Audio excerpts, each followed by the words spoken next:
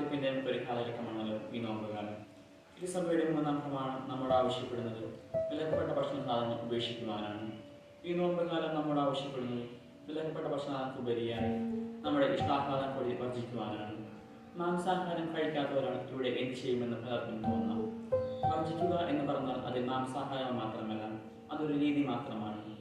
അമിതമായ ആർത്തിയിൽ നിന്നും തന്നിഷ്ടത്തിൽ നിന്നെല്ലാം നമ്മെ മാറി നിൽക്കാൻ സഹായിക്കുന്ന ഒരു പ്രതീകം.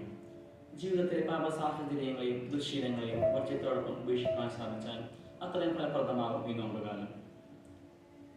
ഉപവാസം എന്ന് പറഞ്ഞാൽ അതൊരു ശാലയും ഈശോയോടൊപ്പം മറിയത്തെ പോലെയും മഗ്ദലേന മറിയത്തെ പോലെയും ഒക്കെ.